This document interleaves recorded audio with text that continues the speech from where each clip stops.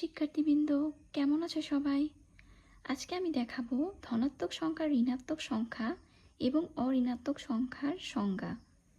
ধনাত্মক সংখ্যা বলা হয় কোনগুলিকে? শূন্য থেকে বড় সকল বাস্তব সংখ্যাই হচ্ছে আমার ধনাত্মক সংখ্যা। এখন কথা হচ্ছে বাস্তব সংখ্যা কাকে বলে? বাস্তব সংখ্যা হচ্ছে সকল মূলদ এবং অমূলদ সংখ্যাকে বাস্তব সংখ্যা বলা হয়। অর্থাৎ মূলদ অমূলদ প্রত্যেকটা সংখ্যা নিয়ে বাস্তব সংখ্যা গঠিত।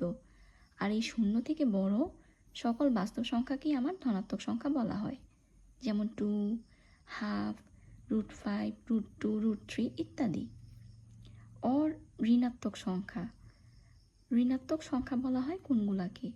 শূন্য থেকে ছোট সকল বাস্তব সংখ্যাকেই ঋণাত্মক সংখ্যা বলা হয়।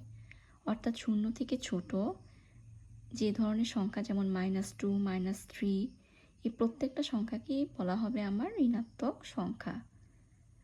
এবার যাব অঋণাত্মক সংখ্যায়। শূন্য সহ সকল ধনাত্মক সংখ্যাকে আমার অঋণাত্মক সংখ্যা বলা হয়, যেমন 0, 1, 2, 3, 4, 5, 1.5 ইত্যাদি।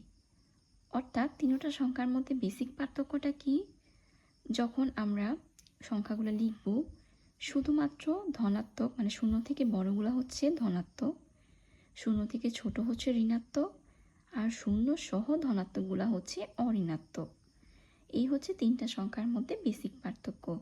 আজকে এ পর্যন্তই। ভালো থাকো সবাই। আল্লাহ হাফিজ।